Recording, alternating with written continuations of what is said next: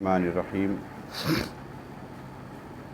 وَإِنَّهُ لَتَنزِيلُ رَبِّ الْعَالَمِينَ نَزَلَ بِهِ الرُّوحُ الْأَمِينُ عَلَى قَلْبِكَ لِتَكُونَ مِنَ الْمُنذِرِينَ بِلِسَانٍ عَرَبِيٍّ مُبِينٍ وَإِنَّهُ لَفِي زُبُرِ الْأَوَّلِينَ أَوَلَمْ يَكُنْ لَهُمْ آيَةً أَنْ يَعْلَمَهُ عُلَمَاءُ بَنِي إِسْرَائِيلَ وَلَوْ نَزَّلْنَاهُ عَلَى بَعْضِ الْأَعْجَمِينَ فَقَرَأَهُ عَلَيْهِمْ مَا كَانُوا بِهِ مُؤْمِنِينَ كَذَلِكَ سَلَكْنَاهُ فِي قُلُوبِ الْمُجْرِمِينَ لَا يُؤْمِنُونَ بِهِ حَتَّى يَرَوُا الْعَذَابَ الْأَلِيمَ وَيَأْتِيَهُمْ بَغْتَةً وَهُمْ لَا يَشْعُرُونَ فَيَقُولُوا هَلْ نَحْنُ مُنذَرُونَ أَفَبِعَذَابِنَا يَسْتَعْجِلُونَ أَفَرَأَيْتَ إِن مَّتَّعْنَاهُمْ سِنِينَ ثُمَّ جَاءَهُم مَّا كَانُوا يُوعَدُونَ مَا أَغْنَىٰ عَنْهُم مَّا كَانُوا يُمَتَّعُونَ وَمَا أَهْلَكْنَا مِن قَرْيَةٍ إِلَّا لَهَا مُنذِرُونَ ذِكْرَىٰ وَمَا كُنَّا ظَالِمِينَ وَمَا تَنَزَّلَتْ بِهِ الشَّيَاطِينُ وَمَا يَنبَغِي لَهُمْ وَمَا يَسْتَطِيعُونَ إِنَّهُمْ عَنِ السَّمْعِ لَمَعْزُولُونَ فَلَا تَدْعُ مَعَ اللَّهِ إِلَٰهًا آخَرَ وَتَكُونَ مِنَ الْمُعَذَّبِينَ وَأَنذِرْ عَشِيرَتَكَ الْأَقْرَبِينَ وَاخْفِضْ جَنَاحَكَ لِمَنِ اتَّبَعَكَ مِنَ الْمُؤْمِنِينَ فَإِنْ عَصَوْكَ فَقُلْ إِنِّي بَرِيٌّ مِّمَّا تَعْمَلُونَ وَتَوَكَّلْ عَلَى الْعَزِيزِ الرَّحِيمِ الَّذِي يَرَاكَ حِينَ تَقُومُ وَتَقَلُّبَكَ فِي السَّاجِدِينَ إِنَّهُ هُوَ السَّمِيعُ الْعَلِيمُ هَلْ أُنَبِّئُكُمْ عَلَى مَن تَنَزَّلُ الشَّيَاطِينُ تَنَزَّلُ عَلَى كُلِّ أَفَّاكٍ أَثِيمٍ يُلْقُونَ السَّمْعَ وَأَكْثَرُهُمْ كَاذِبُونَ وَالشُّعَرَاءُ يَتَّبِعُهُمُ الْغَاوُونَ أَلَمْ تَرَ أَنَّهُمْ فِي كُلِّ وَادٍ يَهِيمُونَ وَأَنَّهُمْ يَقُولُونَ مَا لَا يَفْعَلُونَ إِلَّا الَّذِينَ آمَنُوا وَعَمِلُوا الصَّالِحَاتِ وَذَكَرُوا اللَّهَ كَثِيرًا وَانتَصَرُوا مِن بَعْدِ مَا ظُلِمُوا وَسَيَعْلَمُ الَّذِينَ ظَلَمُوا أَيَّ مُنقَلِبٍ يَنقَلِبُونَ صدق اللہ العظیم۔ یہ سورہ شعراء تو الگ ہے، شعراء یہ آج اس کی آخری آیات ہیں، یہ کنکلوڈنگ آیات ہیں۔ ابھی تک ایک بار دیکھیے کیسے قرآن کا کنکلوژن کا انداز میں بتا دوں۔ یہ شروع ہوا ہے تلک آیات الکتاب المبین، دیکھیے یہ واضح کتاب کی آیات ہیں۔ لعلک باخع نفسک الا یکونوا مؤمنین، اور اے نبی لگتا ہے کہ آپ اپنے کو ہلاک کر ڈالیں گے اگر ایمان نہیں لائیں تو، اتنے پریشان ہونے کی مطلب ضرورت نہیں ہے۔ اب اس کے بعد پوری تفصیل آئی، آپ نے دیکھا تمام انبیاء کا، انبیاء نے تمام ایک ہی الفاظ میں وہ بات بتائی ہے، بھئی اللہ کا میں نبی ہوں، میری بات مانو ورنہ اللہ کا عذاب آ جائے گا۔ لوگوں نے ایک ہی الفاظ یہی، چاہے ابراہیم علیہ السلام، موسیٰ علیہ السلام، ابراہیم، نوح علیہ السلام، تمام تفصیلات آ گئیں۔ لیکن یہ تفصیل اس لیے اللہ نے دیا کہ دکھا دیا کہ دیکھیے ہر زمانے میں نبی آئے ہیں، جھٹلانے والے جھٹلاتے رہے۔ صالح علیہ السلام کا قصہ دکھا کے بتا دیا کہ اگر وہ آیات مانگتے ہیں، نشانیاں مانگتے ہیں، تو نشانی ہم نے تو ایسی ان کو دے دیا معجزہ کہ پہاڑ اونٹنی نکل پڑی پہاڑ سے ان کے سامنے، اور لیکن پھر ایمان نہیں لائے پھر۔ تو دراصل یہ بحث جو کرتی ہے یہ پوری سورت کہ نشانی اللہ کی پوری کائنات میں ہے، انسان گن بھی نہیں سکتا ہے۔ تو قرآن میں ہے کہ اگر تم اللہ کے ان تعدوا نعمت اللہ لا تحصوها، اگر تم اللہ کی نعمتوں کو گننا چاہو تو گن نہیں سکتے۔ نشانیاں اتنی بھری ہوئی ہیں، جیسا میں بار بار کہتا ہوں، ایک پتہ کافی ہے اللہ کو پہچاننے کے لیے، خود اپنا وجود ہے، اور اللہ تعالیٰ نے بار بار اس کی طرف کیا ہے۔ تو جس کو ماننا ہے، جس چیز پر زور ڈالا جا رہا ہے، اور دیکھیے کیسے قرآن کا انداز ہے کنکلوژن کا، کیسے کنکلوڈ کرتا ہے قرآن۔ جن کو ماننا ہے وہ مان لیں گے، جو دل میں لگائے بیٹھے ہیں کہ ہم کو نہیں ماننا ہے کسی حال میں، تو قوم سمود کو اللہ نے نشانی دیا، صالح علیہ السلام ایک تو ایسی نشانی، لیکن نہیں مانے، اللہ نے ان کو برباد کر دیا، عذاب آ گیا۔ یہ پورا ایک اتنے انبیاء کا یہ کر کے بتا دیا کہ دیکھو یہ میرا قانون ہے، ہم نبی بھیجتے ہیں، نبی ایک وقت مقررہ تک اپنی بات کرتے ہیں، اور جب نہیں مانتے ہیں تو ہم کہہ دیتے ہیں کہ ذرا آپ ہجرت کیجئے، جو لوگ ایمان لائیں ان کو لے کے ہٹ جائیے کنارے.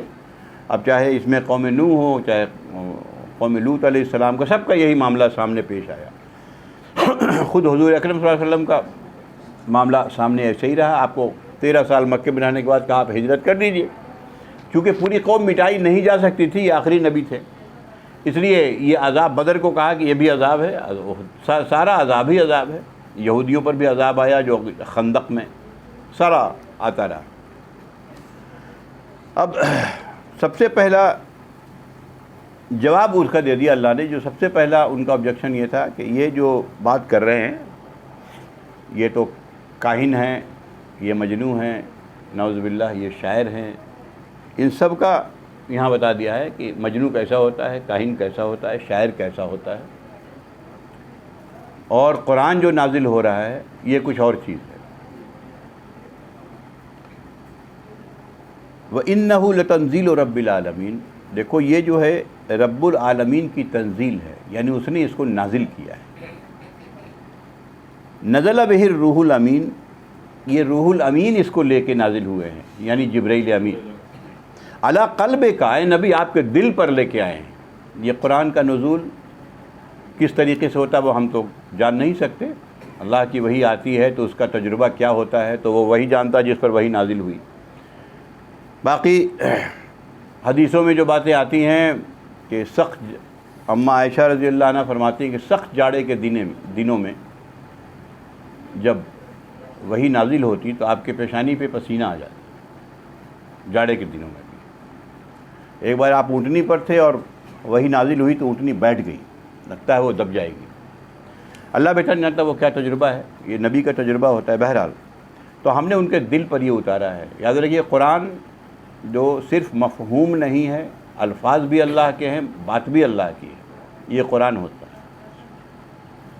جو نبی کریم صلی اللہ علیہ وسلم فرما دیتے ہیں وہ حدیث ہوتا ہے. جو تھاٹ بھی ان کے ہیں, فکر بھی ان کی ہے, اور الفاظ بھی ان کے نبی کے. اور ایک تیسری بات ہوتی ہے جو اللہ کہتا ہے کہ اے نبی تم اپنے الفاظ میں پہنچا دو, الفاظ اللہ نہیں دیتے. اس کو ہم کیا کہتے ہیں, حدیث قدسی کہتے ہیں.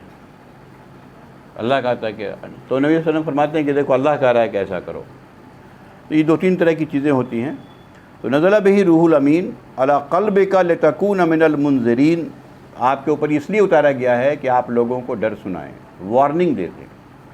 قرآن میں ہمیشہ سب سے پہلے وارننگ کی ہی بات ہوتی ہے. نبی کریم صلی اللہ علیہ وسلم منذر بھی تھے یعنی ڈرانے والے, اور بشیر بھی تھے خوشخبری سنانے والے. لیکن سب سے پہلے انذار ہی کیا جاتا ہے, وارننگ دیا جاتا ہے کہ ارے بھائی جس راستے جا رہے ہو مت جاؤ, آگے خطرہ ہے, برباد ہو جاؤ گے. یہ پہلے نبی, تمام نبی ایسے ہی کیا کرتے تھے. چاہے نوح علیہ السلام کے سلسلے میں دیکھیے سورہ نوح کی پہلی آیت ہے انا ارسلنا نوحا الی قومہ ان انذر قومک, کہ ہم نے نوح کو بھیجا ان کی قوم کی طرف کہ قوم کو ڈراؤ, وارننگ کرو. تو اس سے قبل من قبل ان یاتیہم عذاب علیم, کہ ان کے اوپر ایک عذاب آ جائے, وارننگ کرو. تو یہاں اللہ نے کہا کہ ہم نے قرآن اس لیے نازل کیا ہے کہ یہ ایک ایسی ہدایت ہے جو نبی کے دل پر نازل ہوئی ہے. یہ کوئی شاعر کا یا کسی مجنوں کا نعوذ باللہ کلام نہیں ہے, اور تاکہ آپ منذر بن جائیں, ڈرانے والے, لوگوں کو وارن کرنے والے. یہ آپ کی ڈیوٹی تھی. بلسان عربی مبین, یہ صاف اور واضح عربی میں ہے جو ہر کوئی سمجھ سکتا ہے. اس وقت کے لوگوں کو بتایا گیا صاف اور واضح عربی میں ہے جو ہر کوئی سمجھ سکتا ہے. وَإِنَّهُ لَفِي زُبُرِ الْأَوَّلِينَ, اور یہی بات پہلے والی کتابوں میں بھی کہی گئی تھی. یہ کون سی بات تھی اس کو جان لیجئے, جو ہم لوگ سنتے بھی آ رہے ہیں. نبی آ کے کہتے ہیں کہ بھئی ہم نبی ہیں اللہ کے, اور سب سے پہلی بات کہ ایک اللہ کے علاوہ کسی کی عبادت نہ کرو. یہ توحید ایسی چیز ہے کہ تمام نبی نے پہلی آواز جو لگائی ہے وہ توحید کی ہی لگائی ہے, کہ بغیر توحید کے کوئی معاملہ بن نہیں سکتا. توحید کی ہی لگائی ہے کہ اس میں کسی بھی طرح کا, یہی وہ کسی بھی طرح کا شائبہ شرک کا یہ آپ کے تمام اعمال کو برباد کر دے گا۔ اور یہی وہ شرک تھا جس کے گناہ ہے، جس کے بارے میں قرآن نے کہہ دیا ہے کہ ناقابل معافی صرف یہی ایک گناہ ہے۔ اگر انسان شرک کرتے ہوئے مر گیا تو اس کے لیے تلافی کی کوئی صورت نہیں ہے۔ تو قرآن میں ہے لا یغفر ان اللہ لا یغفر، اللہ کبھی اس کی مغفرت نہیں کرے گا جو اس کے ساتھ شرک کرے گا۔ وَيَغْفِرُ مَا دُونَ ذَلِكَ لِمَن يَشَاءُ، اس کے علاوہ جو بھی ہوگا وہ چاہے تو لمن یشاء، چاہے تو معاف کر دے گا، مرضی اس کی ہے، لیکن یہ معاف نہیں ہوگا۔ سب سے پہلی تعلیم توحید کی تھی، دوسری تعلیم رسالت کی کہ ہمیں نبی مانو بار بار کہ ہم امین ہیں، رسول امین ہیں، میری بات مانو۔ اور آخری بات کہ یہ مت سمجھو کہ دنیا ایک کھیل ہے، گھروندہ ہے جو بنا دیا گیا ہے کہ اور کھایا پیا مر گئے۔ اللہ نے جب کوئی کام کیا ہے، ربنا ما خلقت ھذا باطلا، اے ہمارے رب تو نے اس کو بے مقصد کام نہیں بنایا۔ قرآن میں بار بار اس بات کو بیان کیا، افحسبتم انما خلقناکم عبثا وانکم الینا لا ترجعون، کیا تم نے یہ سمجھ رکھا ہے کہ ہم نے تم کو یوں ہی پیدا کر دیا اور تمہیں ہمارے پاس لوٹ کے نہیں آنا ہے، کھاؤ پیو گے مر جاؤ گے؟ تب تو یہ تو بڑی ناانصافی ہوگی، ایک ظالم بھی کھا پی کے مر جائے، ایک مظلوم بھی کھا پی کے مر جائے۔ نہیں، اللہ نے کہا کہ یہ خود ہی یہ بات بتا رہی ہے کہ میری طرف لوٹ کے آنا ہے اور ہم ایک ایک بات کا حساب کریں گے۔ یہ تین چیز جو ہے، جو یہاں کہا گیا کہ یہ زبر الاولین، یہ پچھلی کتابوں میں بھی یہی بات تھی، یہ بنیادی تعلیم تمام انبیاء لے کے آئے ہیں، قوانین بدلتے رہے حالات کے اعتبار سے، تمام انبیاء لے کے آئے ہیں۔ تو یہاں بات تو بہت ہے، لیکن میں چونکہ عربی مبین کے بارے میں جو بات کہی گئی ہے، میں پہلے بھی یہاں بتا چکا ہوں کہ یہ ایک ایسی زبان ہے، بار بار قرآن کہتا ہے کہ انا انزلناہ قرآنا عربیہ، انا انزلناہ قرآنا عربیہ، ہم نے قرآن کو عربی میں۔ تو صرف یہی بات کہنے کی نہیں، کہنے کی کیا بات تھی؟ سارے عرب جان دے کہ عربی میں نازل ہو رہا ہے۔ کہنے کی بات یہ ہے کہ اس زبان پر غور کرو۔ اور ایک بار شاید میں نے تفصیل بتایا تھا کہ یہ وہ زبان ہے، دنیا کی واحد زبان جو 1500 سال کے بعد بھی آج پڑھی جاتی ہے، سمجھی جاتی ہے، لکھی جاتی ہے۔ پورے دنیا کی تمام زبان کی تاریخ اٹھا کے دیکھیے، اردو کی تاریخ اٹھائیے، ابھی کتنے سال، 100 سال سے اوپر نہیں ہوئے ہیں، تھوڑا بہت، اور دکنی اردو آپ سمجھ نہیں سکتے، متروک ہو گئی زبان، متروک ہو جاتی۔ انگلش سمجھ نہیں سکتے، چوسر کی انگریزی اور شیکسپیئر کی انگریزی آج بھی نہیں سمجھ سکتے، گیا کام سے۔ اب نئی چونکہ یہ چیزیں بڑھتی رہتی ہیں اور ادب جو ہے ترقی کرتا رہتا ہے، زبان ترقی کرتی رہتی ہے۔ آپ دیکھتے ہوں گے کہ پہلے زمانے میں اردو کا جو پہلا ترجمہ شاہ عبد القادر نے کیا ہے، کتنی بروکن، حالانکہ بڑا اچھا ترجمہ ہے، لیکن اردو بہت بروکن ہے۔ اس زمانے میں وہی اردو تھی، اب اردو بالکل ڈیفرنٹ آ گئی ہے، مختلف ہے۔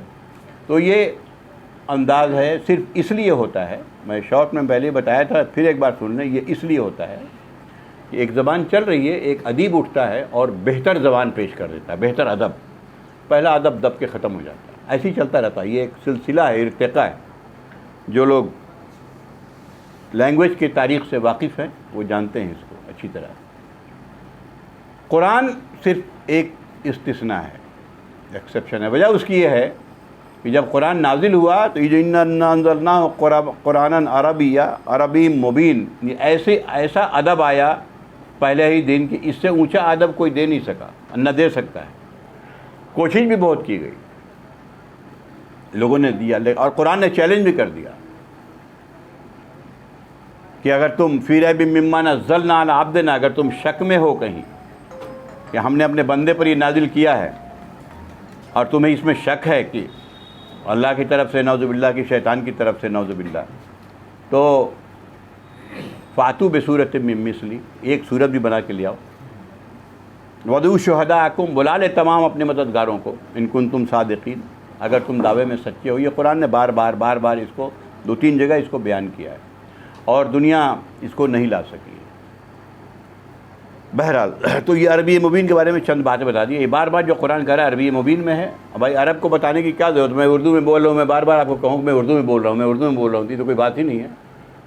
لیکن اللہ تعالیٰ کہہ رہا ہے کہ یہ عربی مبین ہے، غور کرو ہم کس چیز کی طرف اشارہ کر رہے ہیں۔ اس پر علماء نے بہت کچھ لکھا ہے، اتنی تفصیل کی ضرورت نہیں ہے۔ اور یہ ساری باتیں جو اس کی طرف رسول نے بلایا ہے، یہ پہلے والی کتابوں میں بھی تھی۔ اب مکے والوں کو ایڈریس کر کے اللہ تعالیٰ کہہ رہا ہے، اولم یکن لہم آیۃ ان یعلمہ علماء بنی اسرائیل، کیا یہی بات ان کے لیے کافی نہیں تھی کہ یہ ساری بات علماء بنی اسرائیل جانتے ہیں؟ بنی اسرائیل کے علماء جو اس وقت وہی تھے سب کچھ، اور عرب کے جو مشرکین تھے سارے لوگ انہی کو عالم سمجھتے تھے کہ دین انہی کے پاس ہے، کتاب انہی کے پاس ہے، توریت انہی کے پاس ہے، اور بات بھی صحیح تھی، توریت انہی کے پاس تھی۔ تو کیا یہی بات کافی نہیں ہے؟ بات توریت میں موجود ہے، لیکن ان کا یہ کہنا تھا کہ ارے عربی میں نازل ہو رہا ہے تو کیا ہو گیا، کوئی ایسی زبان میں نازل ہو، عربی میں تو ہر کوئی نازل کر دے گا، نعوذ باللہ۔ تو اللہ تعالیٰ جواب دے رہے ہیں یہاں، وَلَوْ نَزَّلْنَاهُ عَلَى بَعْضِ الْأَجْمَعِينَ فَقَرَأَهُ عَلَيْهِمْ مَا كَانُوا بِهِ مُؤْمِنِينَ، اگر ہم یہ نازل کرتے غیر عرب پر جو عربی نہیں ہے اور وہ ان کو سناتا خالص عربی میں، تب بھی ایمان نہیں لاتے۔ یہ تو ایک معجزے کی بات ہوتی، ایران کے ایک آدمی کو خاص عرب اور آپ سنا رہا، جن کو ایمان نہیں لانا ہے وہ نہیں لائیں گے۔ یہ اللہ تعالیٰ نے بڑی تفصیل بتا دیا، کیوں؟ کذالک سلکناہ فی قلوب المجرمین، یہ اللہ کا یہی قانون ہے کہ اس طریقے سے ہم نے مجرم کے دلوں میں یہ چیزیں ڈال دی ہیں، یعنی میرے قانون کے مطابق یہ چیزیں ڈل گئی۔ ہمارے اس کو سمجھنے کے لیے جان لیجیے، ہمارے تجربے میں بہت سی باتیں آتی ہیں، ہم کسی سے ڈسکس کر رہے ہیں، ایک آدمی نے طے کر لیا کہ ہم کو ماننا ہی نہیں ہے، ہمیں اپنے پیر و مرشد کے خلاف کچھ باتیں سننی ہی نہیں ہیں، چاہے آپ لاکھ قرآن کوٹ کر دیجئے، ہمیں نہیں سننا جی، بس جو انہوں نے کہہ دیا فائنل ہے۔ اگر دل میں پہلے سے یہ سن کے ہم بیٹھے ہیں، یا ہمارے اپنے مسلک کے خلاف یا ہمارے کسی کے بھی خلاف جو تصور ہم بنائے ہوئے ہیں، ایک کمیونسٹ ہے وہ سوچتا ہے کہ نہیں ہم نے جو سوچ لیا وہی صحیح ہے، آپ کی بات مجھے نہیں سننی ہے، جب یہ دل میں تہیہ کر لیا اس نے، یہی کہہ رہا اللہ تعالیٰ کہ یہ مجرم کے دل میں ایک بات یہ چلی گئی اگر، اور سمجھ گیا، بات میری سن لیا، بات سمجھ میں آ گئی، لیکن طرح طرح کی زنجیریں اس کے پیر میں لگیں گی۔ بہت سے ایمان لانے والوں کا قصہ پڑھتے ہیں، اس میں آتا ہے پنڈت جی بولے کہ یار بات تو صحیح ہے کہ یہ اسلامی صحیح ہے، لیکن یہ 25 سال سے جو ہم پنڈت بنے ہوئے ہیں ہم ہی چھوڑ دیں گے تو کیا ہوگا آج میرا، یہ اس کو پیر پکڑ لیا۔ یہ جو لوگ امام کو ایمان لاتے ہیں ان کی تفصیلات یہی بات بتائی جا رہی ہے۔ اب یہ چیزیں اس کے پیر کی زنجیر بنتی ہے۔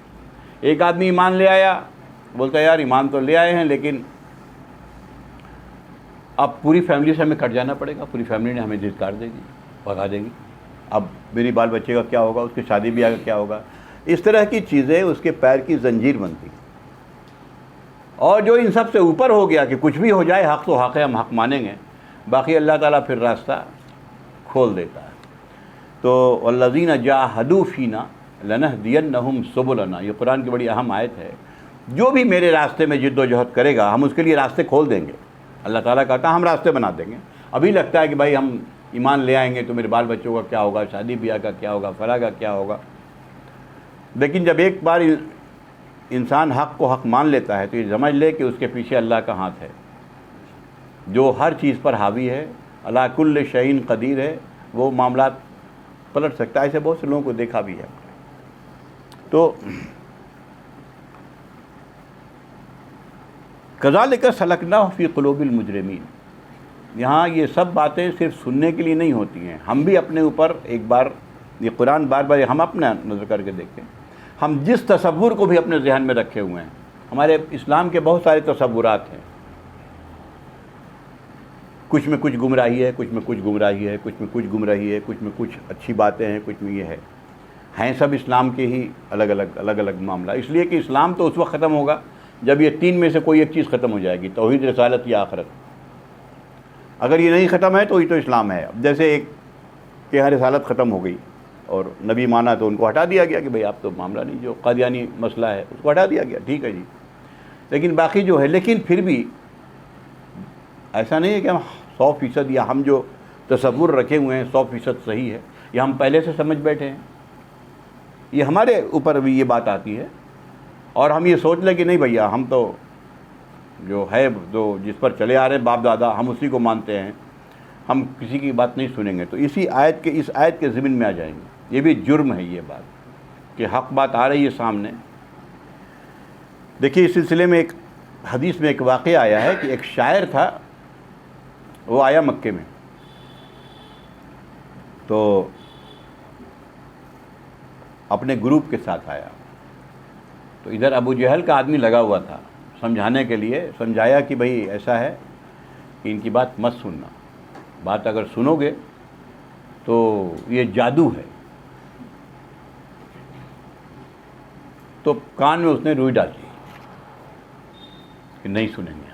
یہ حدیث میں واقعہ بیان ہوا ہے، اسمائی یا کر کے کچھ نام تھا. بہرحال تو پھر اس کے ذہن میں بات آئی، دیکھیے اللہ تعالیٰ کہ میں شاعر ہوں، میں اچھا برا سمجھتا ہوں، میں اتنے بڑے بڑے اشعار کہتا ہوں، اتنی حکمت کی باتیں کرتا ہوں، ایسا کیسے ہوگا کہ کوئی بات ہم کو اگر غلط ہوگی تو میرے دل میں وہ مجھے کرا لیں گے؟ نا، روئی نکال کے پھینکی اور بات سننا شروع کر دی.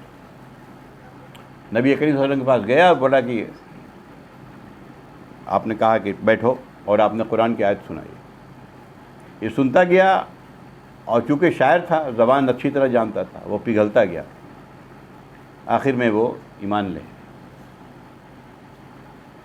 لانے کے بعد ابو جہل آیا، بولا کہ کیسے تم لوگ آدمی ہو یار، یہ تو کیا ہم نے کہا تھا نا کہ ایسا ہوگا. بولا کہ دیکھو جو بات ہم کو حق لگی ہم نے مان لیا، تم اپنا دیکھو ہم اپنا دیکھیں. ابو جہل کو اس نے جواب دے دیا. یہ قرآن کا اپنا انداز تھا. وہ اس لیے کہ وہ حق کے لیے اپنا دل کھول کے گیا تھا کہ ٹھیک ہے حق ہوگی تو مانیں گے، نہیں ہوگا نہیں مانیں گے، معاملہ ختم ہو گیا. تو حق ان کے دل میں اتر گئی، مان لیا کہ نہیں یہ بات تو صحیح ہے. تو یہ قرآن کا یہ انداز ہے، اس پر ہمیشہ دھیان رکھنا چاہیے. یہ قرآن اسی طریقے سے کنکلوڈ کرتا ہے. واقعہ کچھ اس وقت کا ہوتا ہے لیکن انداز بیان کچھ ایسا ہوتا ہے کہ ہمیشہ کے لیے بات ہو جائے. ہم بھی اس آیت پر غور کریں کہ اس کے ذہن میں آ رہے ہیں یا نہیں آ رہے ہیں. ہم فلاں فرقے سے تعلق رکھتے ہیں، ہم فلاں مسلک سے تعلق رکھتے ہیں، ہم فلاں مرشد کے مرید ہیں، فلاں میرا فلاں ہے، جو بھی ہے جہاں بھی ہیں، کسی پر کوئی تنقید کی بات نہیں. لیکن یہ بات ضرور ہے کہ دیکھنا چاہیے کہ ہے کیا. رسول کے علاوہ دنیا کا کوئی شخص ایسا نہیں ہے جو غلطی نہ کرے، ایسا ممکن نہیں ہے. تو کذالک سلکنا فی قلوب المجرمین، ایسے ہی مجرم کے دل میں یہ بات گھسا دی جاتی ہے، گزر جاتی ہے. اور پھر جب ایک بار یہ ٹھان لیا تو یاد رکھیے اللہ تعالیٰ کہتا ہے لا یؤمنون بہ، پھر وہ ایمان نہیں لائے. حتی یروا العذاب العلیم، یہاں تک کہ دردناک عذاب نہ دیکھ لے، پھر وہ ایمان نہیں لاتے. ایسے آدمی ماننے کو نہیں ہے. یہاں بھی ہمارے تجربے میں بہت سی باتیں آتی ہیں، ان کو سمجھایا، بولتے ہیں دیکھیے اس کو بڑے اچھے آدمی ہیں، تعلقات ہیں، دیکھیے ہم پکے والے ہیں، اس کو چھوڑ دیجیے، اس پر بات نہ کیجیے، ہم بڑے پکے والے ہیں. بات آ گئی، ہم وہ بات نہیں سنیں گے. تو یہ ایک طرح سے دلوں میں تالا لگا لیا کہ اب ہمیں سننا نہیں ہے کسی کی. یہی باتیں غلط ہوتی ہیں. بھائی سن لیجئے، آپ کو اچھا لگے دیکھ لیجئے، نہیں اچھی لگی مت مانیے. آپ کو زبردستی تو کسی کے ہے نہیں. فَيَأْتِيهِمْ بَغْتَةً، تو اللہ کا عذاب اچانک آ جاتا ہے. وَهُمْ لَا يَشْعُرُونَ، ان کو شعور بھی نہیں ہوتا ہے کہ اللہ کا عذاب آ گیا. اب تو وہ عذاب ملیا میٹ کرنے والا تو رہا نہیں. اب کیسے کیسے عذاب میں انسان مبتلا ہوتا ہے، یہ دنیا پر ایک بار نظر اٹھا کے دیکھیے. اور ہماری کس جرم کے بنا پر، یہ قرآن نے کہہ دیا کس جرم کے بنا پر کون سا عذاب آتا ہے. تب یہ کیا کہنے لگتے ہیں، جیسے فرعون ڈوبا تو کیا کہا کہ آمنت برب ہارون اور موسیٰ، اب میں ایمان لایا ہوں موسیٰ. اللہ نے کہا کہ اب تم ایمان لائے ہو. تو یہاں بھی وہی ہے کہ جب دیکھ لیتے ہیں عذاب فیقولوا هل نحن منظرون، اب کچھ مہلت مل سکتی ہے کیا. لیکن جب اللہ کا عذاب آ گیا تو اللہ پھر لا یستاخرون ساعۃ ولا یستقدمون. قرآن میں ہے وَإِذَا جَاءَ أَجَلُهُمْ، جب ان کی اجل آ جاتی ہے ایک مقررہ وقت، تو پھر ایک لمحے کے لیے بھی نہ تقدیم ہوتی ہے نہ تاخیر، پھر معاملہ ختم ہو جاتا ہے. افبعذابنا یستعجلون، یہ عذاب کے لیے بڑی جلدی مچا رہے ہیں۔ نبی سے کہتے تھے کہ بھائی تم بول رہے ہو ہم تو نہیں مانیں گے تمہاری بات، تم کو جھٹلا رہے ہیں، تم کو گالی دے رہے ہیں، بت ہم پوج رہے ہیں، جو تم کرتے ہو ہم اس کا الٹا کر رہے ہیں، لیا عذاب، ہمت ہے۔ یہ آج بھی یہی بات ہوتی ہے۔ ارے ہمارے مسلمانوں کے اندر ایک موہوم سا نسلی عقیدہ ہے، اصلی بات نہیں، اگر ان سے کراس کیجئے گا تو معلوم ہوا کہ اندر میں تو کوئی ایمان ہی نہیں ہے سرے سے، ایک خاندانی عقیدہ ہے جو لے کے چلا آ رہا ہے، شعوری اسلام نہیں ہے کہیں کہ بھائی ہمیں یہاں پیدا ہوئے ہیں اور اللہ تعالیٰ نے یہ بتایا ہے اگر یہ نہیں کریں گے کل کو میرا موت آ جائے گی، پھر میرا اپنے رب کے پاس جانا ہے، ہمیں کرنا کیا ہے، ہمیں جا کے حساب کتاب دینا ہے۔ تو یہ شعوری ایمان نہیں، تو کہا کہ بار بار ان لوگ بھی کہ لاؤ عذاب لے آؤ، جانتا ہے کیا عذاب آنا ہے، نعوذ باللہ، یہ کیا ہے، کیا عذاب لے آئیں گے۔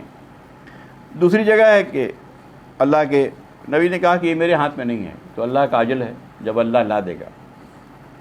اللہ تعالیٰ کہتا ہے کہ دیکھو جلدی مچا رہے ہیں یہ، اگر ہم نے دیر بھی کر دیا، افرأیتا، کیا تم نے کبھی غور کیا اس بات پر، امتعناہم سنین ثم جاءہم ما کانوا یعدون، کہ ہم ان کو برسوں اور مہلت دے دیں، جاؤ اور رہو آرام سے، ثم جاءہم ما کانوا یعدون، اور جس کا وعدہ کیا گیا ہے اس کے بعد پھر عذاب آ جائے ان پر۔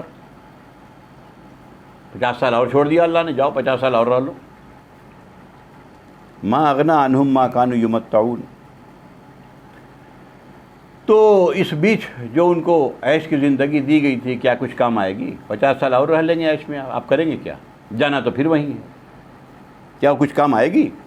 اللہ تعالیٰ کہہ رہا ہے کہ دیکھ لو، اب یہاں سے وارننگ شروع ہو رہی ہے، وما اہلکنا من قریۃ الا لہا منذرون، دیکھو ہم کسی بھی بستی کو ہلاک نہیں کرتے اس کے پہلے کہ ہم ایک نذیر بھیج دیتے ہیں، یعنی رسول بھیج دیتے ہیں کہ جاؤ لوگوں کو بتا دو، ذکرہ، ان کی نصیحت کرو، وما کننا ظالمین، اور ہم ظالم نہیں ہیں۔ اللہ تعالیٰ کہہ رہا ہم ظالم نہیں ہیں، ہم کرنے سے پہلے ہم رسول بھیجتے ہیں، جاؤ لوگوں کو سمجھا دو۔ نبی کافی دنوں تک سمجھاتا ہے، 950 سال تک 950 سال تک سمجھایا نبی نے، نہیں مانے تو آخر اللہ کا عذاب آیا۔ اب اس کے بعد اللہ تعالیٰ کہہ رہا ہے کہ دیکھو تم کہتے ہو کہ ان کے بھی ایک کاہن ہیں، کاہن کہتے ہیں وہی لوگ جو فال دیکھتے ہیں، چھو منتر کرتے ہیں، ہاں کرتے ہیں، غیب کی باتیں بتاتے رہتے ہیں، اور فلاں ہو گیا چلا ہو گیا، اور کوئی گم ہو گیا تو دیکھ کے بتا دیتے ہیں کہ ہاں جی فلاں جگہ بیٹھا ہوا یہ آدمی، فلاں چلا، پیسہ کھینچنے کا چکر ہوتا ہے۔ اس سلسلے میں ایک بات جان لیجئے، دل میں یہ بات آ رہی ہوگی کہ کبھی کبھی بات صحیح بھی نکل جاتی ہے ان کی۔ ایک حدیث ہے اس سلسلے میں کہ جب یہ آیت نازل ہوئی تو اماں عائشہ رضی اللہ عنہ کہا کہ یا رسول اللہ، کاہن کی بات تو کبھی کبھی صحیح بھی نکل جاتی ہے۔ تو انہوں نے کہا کہ ہاں، یہ کیا ہوتا ہے کہ جو شیاطین جن ہیں یہ باتوں کو، حق باتوں کو کہیں سے دیکھ لیتے ہیں۔ دیکھیے جن کو ہم دیکھتے نہیں ہیں، وہ ہمیں دیکھتا ہے، ہم کیا بات کر رہے ہیں آپس میں، جو یہاں نہیں ہے وہ تو نہیں جانتا، لیکن جن سن لے گا۔ یہ باتیں ان لوگوں کو جا کے کچھ بتا دیتا ہے، یہ حدیث میں ہے، اور وہ اس میں سینکڑوں جھوٹ ملا کے اپنی کمائی کا حساب کتاب لگا لے گا کہ کس انداز سے بیان کرنا ہے، اور اس کو پیش کرتا ہے۔ یہ سب گناہ کی باتیں ہیں۔ تو یہاں کہا کہ دیکھو یہ کوئی شیطان نے اس قرآن کو نازل نہیں کیا ہے، اور وما ينبغي لهم وما يستطيعون، نہ تو یہ ان کو زیب دیتا ہے، نہ ان کی استطاعت ہے کہ ایسی بات کریں، ایسی حکیمانہ بات۔ یہ کاہن اور مجنون کیا ایسی حکیمانہ بات کر سکتے ہیں جو قیامت تک رہتے میں وہ ہمیشہ زندہ رہے اور اس میں پوری دنیا چلے، پورا نظام قائم ہو، ایک صحیح اصول قائم ہو، صحیح قانون قائم ہو؟ کیا ایسا دے سکتے ہیں کیا؟ تو ان کو زیب بھی نہیں دیتا، نہ ان کی استطاعت ہے کہ ایسے نازل کریں۔ کبھی غور سے تو دیکھو کہ قرآن کیا کہہ رہا ہے۔ بھئی ایک پاگل آدمی اگر کوئی بکرا ہے، ایک مجنون، تو ہم تو لوگ تو اس پر دھیان بھی نہیں دیتے، کہتے بیچارہ پاگل ہے، دماغ سے ہلکا ہو گیا ہے۔ اور یہ ایسی حکیمانہ بات کرتا ہے کیا کوئی پاگل یا کوئی کاہن جس کو اپنا خالی پیسہ کمانا جھوٹ بول کے، اس پہ حکیمانہ بات؟ تو کہا کہ دیکھو یہ انہم عن السمع لمعزولون، یہ ان کی اس کی سماعت سے کنارے کر دیے گئے ہیں، سن بھی نہیں سکتے. فلا تدع مع اللہ الہا آخر.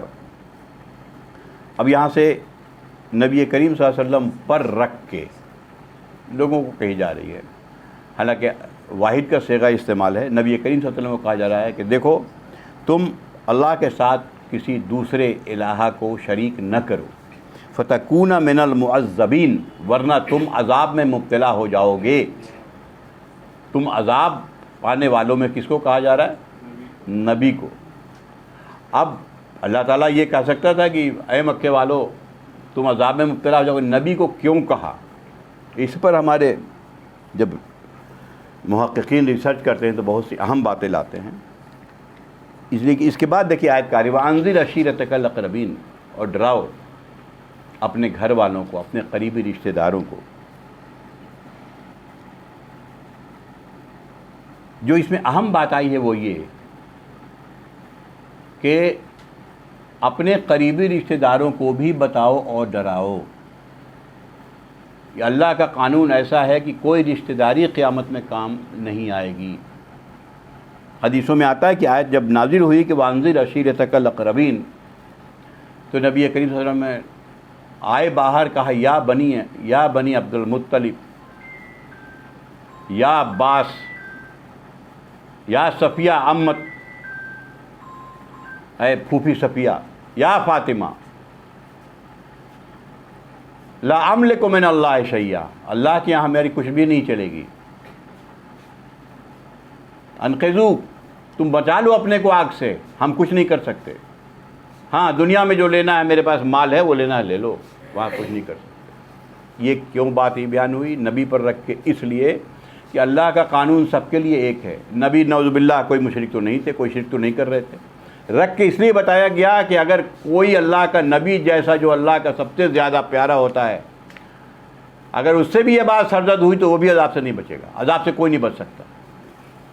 یہ اتنی بڑی بات اس میں بتا دی گئی کہ یہود سامنے تھے، یہود کے ہاں یہ تصورات چلے آ رہے تھے، وہی کہ ہم انبیاء کی اولاد ہیں، ہمیں تو چاہے کچھ بھی کر لیں، اگر چھوئے گی بھی جہنم تو الا ایام معدودات، جیسا قرآن میں چند دنوں کے لیے چھوئے گی، ورنہ ہم تو اللہ کے چنندہ بندے ہیں. قرآن میں بہت جگہ ان کو یہ بات کہا گیا ہے کہ اگر تم یہ سمجھتے ہو کہ اولیاء اللہ تم ہی ہو، من دون الناس، لوگوں کو چھوڑ کے، سورہ جمعہ میں آیا ہے فتمنوا الموت ان کنتم صادقین، اگر تم سچے ہو دعوے میں تم پھر موت کی تمنا کرو. جب دم پکا تمہارے کانفیڈنس ہو گیا کہ ہم کو جنت مل ہی جانا ہے مرنے کے بعد، تو پھر کیا یہ دنیا جھیل رہے ہو؟ موت کی تمنا کرو، پھٹافٹ چلے جاؤ گے وہاں. وَلَا يَتَمَنَّوْنَهُ أَبَدًا بِمَا قَدَّمَتْ أَيْدِيهِمْ، وہ کبھی بھی نہیں ایسا کریں گے موت کی تمنا، اس لیے کہ وہ جانتے ہیں کہ اپنے ہاتھ سے کیا کر کے بھیجا ہے. وَاللَّهُ عَلِيمٌ بِالظَّالِمِينَ، اللہ ان ظالموں کو اچھی طرح جانتا ہے. یہ قرآن میں واضح بتا دیا گیا. تو یہاں نبی کریم صلی اللہ علیہ وسلم کو یہ بات اس لیے کہی گئی کہ یہ بتا دیا جائے کہ اللہ کے قانون سے کوئی بھی مبرہ نہیں ہے. نہ کسی کی کوئی شفاعت کام آئے گی، نہ کسی کی کوئی سفارش کام آئے گی اگر ایمان پر ہم نہیں ہیں. نبی کریم صلی اللہ علیہ وسلم کی شفاعت کے بارے میں بار بار باتیں آ چکی ہیں. خود آپ نے کہا کہ ہمارا کوئی اختیار نہیں ہے. ہاں اللہ تعالیٰ کہے گا من ذا الذی یشفع عندہ الا باذنہ، الا باذنہ قرآن لگائے سوائے اس کے کہ اللہ اس کو اذن دے، اجازت دے. تو یہ اجازت حدیثوں میں بھی آتا ہے، قرآن میں بھی ہے کہ نبی کریم صلی اللہ علیہ وسلم کو اجازت ملے گی کہ فلاں فلاں فلاں شخص کے بارے میں آپ شفاعت کر سکتے ہیں بس. ورنہ مسلم کی روایت آ رہی ہے کہ جب میں حوض کوثر پہ ہوں گا اور ہمارے اصحاب آئیں گے اور میں جب پانی دینے لگوں گا آب کوثر، تو اللہ تعالیٰ کہے گا کہ نہیں، یہ سب جو ہے گمراہ ہیں. کون ہیں؟ میرے اصحاب. تم نہیں جانتے ہو کہ تمہارے آنے کے بعد اس نے کیا کیا ہے. تو آپ کہیں گے سوخن سوخن، دور ہو جا دور ہو جا میرے پاس. تو یہ اللہ تعالیٰ روک دے گا. جو بھی اللہ کی نظر میں جو گریس مارک کے لائق ہوگا اس کو گریس مارکس دے دے گا کہ چلو اس لائق ہو تم کہ تم کو مل جائے گی. اللہ فیصلہ کرے گا. دوسری جگہ قرآن میں ہے کہ اللہ جانتا ہے کہ کون شفاعت کے لائق ہے اور کون نہیں ہے. جس کا عمل کیسا ہے وہ تو کوئی بھی نہیں جانتا سوائے اللہ کے. اللہ کے نبی بھی نہیں جانتے میرا عمل کیسا ہے, وہ تو اللہ جانتا ہے. تو اللہ نے قرآن میں کہا کہ میں جانتا ہوں تو میں بتاؤں گا کہ اے نبی آپ شفاعت ان کی کرا دیجئے. گویا ایک طرح سے آپ کو یہ اعزاز دیا جائے گا کہ بھائی اسکول میں سلیکشن جب ہو جاتا ہے, مارکس وارکس مل جاتا ہے, پاس ہو گئے, یہ تو سب قانون کے مطابق ہوتا ہے. تو ڈگری دینے کے لیے کہا گیا کہ کسی کو بلایا جاتا ہے کہ آئیے آج کنووکیشن ہے, تو حضور اکرم صلی اللہ علیہ وسلم کو یہ اعزاز دیا جائے گا کہ آئیے آپ ان کی شفاعت کرا دیجیے, ہم مان لیں گے. یہ ہے شفاعت کا تصور. اس کے علاوہ جو بھی تصور لوگ لیے بیٹھے ہیں, قرآن نے بار بار یہی تصور یہود و نصارہ کا رہا ہے شروع سے اور آج بھی ہے. اور قرآن نے بار بار یا بنی اسرائیل اذکروا نعمتی التی انعمت علیکم فانی فضلتکم علی العالمین واتقوا یوما لا تجزی نفس عن نفس شیئا, ڈرو اس دن سے جس دن کوئی جان کسی جان کے کام نہیں آئے گا. یہی تصور تو ان کو برباد کر دیا. ولا یقبل منہا شفاعت, کوئی شفاعت قبول نہیں کی جائے گی. ولا یؤخذ منہا عدل, کوئی فدیہ نہیں لیا جائے گا. ولا هم ینصرون, اور کہیں سے کوئی مدد نہیں آئے گی. اے بنی اسرائیل ڈرو ان چیزوں سے. جبکہ بنی اسرائیل انبیاء کی اولاد ہیں, سارے تمام انبیاء انہی میں سے آئے, حضرت یعقوب علیہ السلام کی اولاد. تو یہ آیت بہت اہم آیت ہے کہ اللہ نے کہا دیا کہ اپنے قریبی رشتہ دار کو بھی ڈراؤ, اور آپ نے حدیثوں میں آتا ہے آپ نے ڈرا دیا کہ بھائی جو دنیا میں لینا لے لو, ہم کچھ نہیں کر سکتے. اور وَخْفِضْ جَنَاحَكَ لِمَنِ اتَّبَعَكَ مِنَ الْمُؤْمِنِينَ, اور تمہارے خاندان والوں میں سے جو ایمان لے آئیں ان کے سامنے آپ نرمی سے پیش آئیے. اور اگر وہ آپ کی بات نہ مانیں فَإِنْ عَصَوْكَ فَقُلْ إِنِّي بَرِيءٌ مِّمَّا تَعْمَلُونَ, کہہ دیجئے کہ جو تم کرتے ہو اس سے ہم بری ہیں, پھر ہمارا تمہارا کوئی معاملہ نہیں ہے. معاملہ تو رشتہ تو سارا اسلام کا ہے. وَتَوَكَّلْ عَلَى الْعَزِيزِ الرَّحِيمِ, اور اس زبردست رحیم اللہ پر توکل کرو, بھروسہ کر لو. یہ توکل بار بار قرآن میں آتا ہے, نبی کے ذریعہ ہمیں کہا جاتا ہے. ہم مان تو لیتے ہیں تھوڑی دیر کے لیے, ہم مان لیتے ہیں, لیکن ذرا سی آزمائش آتی ہے اور سارا توکل ختم ہو جاتا ہے, یہ بھروسہ ٹوٹ جاتا ہے.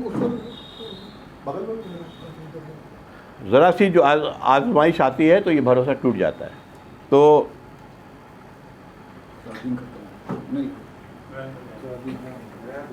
چھوڑ دیجیے, بند کر دیجیے. تو یہ بھروسہ ٹوٹ جاتا ہے. اب اللہ تعالیٰ کہہ رہا ہے کہ دیکھو یہ اللہ ہے تمہارا رب, الذی یراک حین تقوم, وہ دیکھتا ہے تم کو جب تم کھڑے ہوتے ہو, یعنی رات میں نماز کے لیے. وتقلبک فی الساجدین, اور سجدے میں تمہاری نقل و حرکت کو اللہ دیکھتا ہے, کیا کرتے رہتے ہو. نبی کریم صلی اللہ علیہ وسلم سجدے میں بے اختیار روتے رہتے تھے. اما عائشہ کہتی ہیں کہ ایسا آواز آتی تھی جیسے لگتا ہے پانی دیگچی میں ابل رہا ہے, ایسی آواز انہیں کی آتی ہوتی تھی. تو اللہ تعالیٰ کہتا ہے کہ نبی سب اللہ دیکھ رہا ہے, آپ مت گھبرائیے, یہ پریشانی کا ابھی ماحول ہے, یہ سب نکل جائے گا. اب یہاں دو بات اور کہی گئی ہے, بات کا کہ بات ختم ہو گیا. حل انبئکم, کیا میں بتاؤں تمہیں, الا من تنزل الشیاطین, کہ شیطان کس کے پاس آتا ہے. کہتے ہیں نا شیطان وَتَنَزَّلُ عَلَىٰ كُلِّ أَفَّاكٍ أَثِيمٍ, یہ سب جھوٹے لفاڑے کے پاس آتا ہے جو جھوٹ بولتے رہتا ہے. افاق کہتے ہیں بے مطلب کی بات, دوسرے بہتان لگانا, یہ کرنا وہ کرنا, اس کے پاس یہ آتا ہے, اپنی ساری باتیں بتاتا ہے. اور یلقون السمع واکثرهم کاذبون, کچھ باتیں کا سنگن ہوتا ہے, اس میں اکثر سب جھوٹے ہوتے ہیں. شیطان انہی کے پاس آتا ہے. اور جو متقی ہوتا ہے, جو موحد ہوتا ہے, ایک اللہ کے علاوہ کسی کی عبادت نہیں, اس کے پاس تو اس کی چلتی نہیں ہے جلدی. اور اگر آ بھی جاتا ہے تو اللہ نے کو بتا دیا کہ لاہور پڑھو, قرآن کی آیت پڑھ بھگ جائے گا, وہ رہے گا ہی نہیں. حدیثوں میں آتا ہے کہ اللہ کے نبی صلی اللہ علیہ وسلم نے فرمایا کہ عمر, تم جس گلی میں گھستے ہو شیطان بھاگ جاتا ہے ادھر ہی سے ادھر تم کو دیکھ کے. ان اپنا ان کا تقوی، ان کا مزاج یہ ہوتا تھا۔ اب ایک آخری بات، نبی کو شاعر بھی کہتے تھے لوگ، والشعراء، اسی پر یہ پوری سورت کا نام ہے، والشعراء، اور شاعر لوگ، یتبعہم الغاوون، بہکے ہوئے لوگ ان کی اتباع کرتے ہیں، والشعراء یتبعہم الغاوون، بہکے ہوئے لوگ ان کی اتباع کرتے ہیں۔ الم تری انہم فی کل واد یہیمون، دیکھتے نہیں ہو کہ وہ ہر وادی میں منہ مارتے رہتے ہیں، کبھی کچھ کہہ رہے ہیں، کسی کی کچھ کہہ دیا، کبھی بڑی حکیمانہ باتیں، کبھی بڑی گندی باتیں، بالکل ایسی باتیں جو دوسرے کے سامنے بیان نہیں کر سکتا ہے۔ اب سارے شاعر کو ایک بار اٹھا کے دیکھیے، یہ تو 2 لائن میں اللہ نے سب کچھ کہہ دیا، اٹھا کے دیکھیے، شاعری کا 90% سے زیادہ سوائے عورت اور کچھ نہیں ہے۔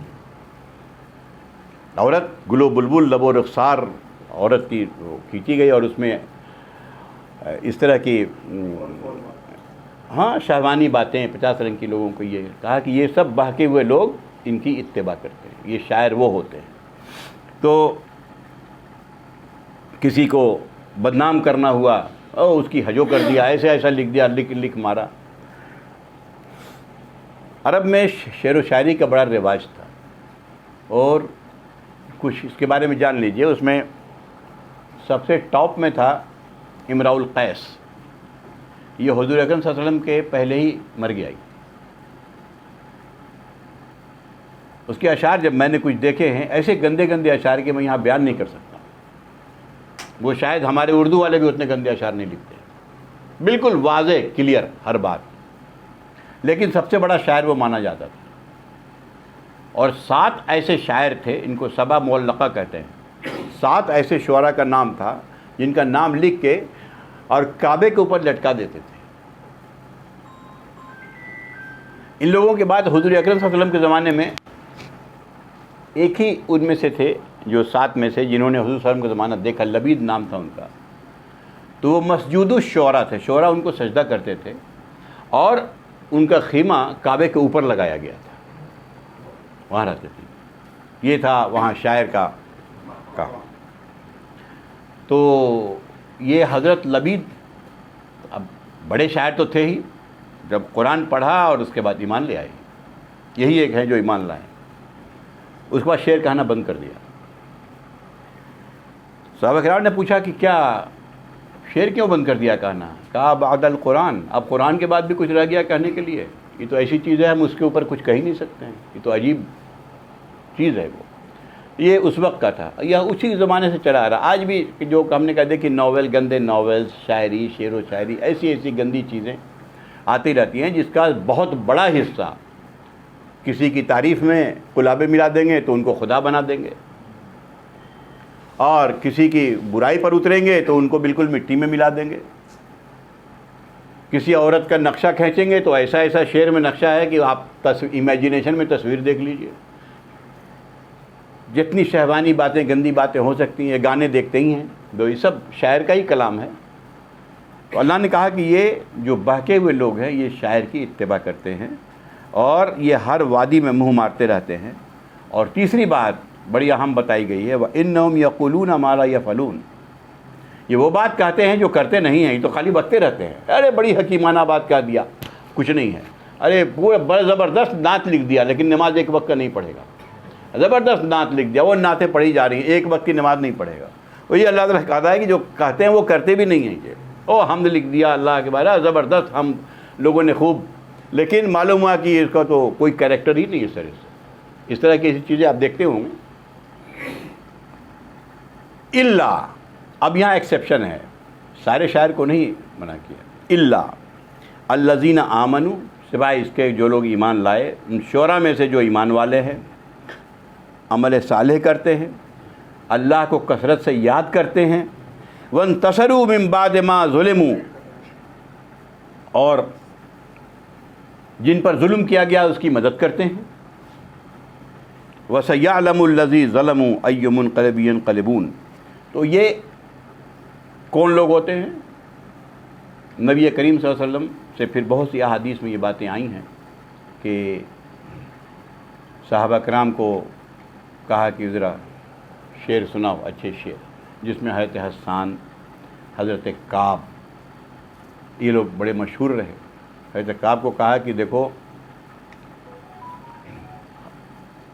عربی کے جو الفاظ ہیں مجھے یاد نہیں آ رہے ہیں، اس میں یہ ہے کہ شیر جو ہے تیر سے زیادہ کام کرتا ہے، تم شیر سناؤ.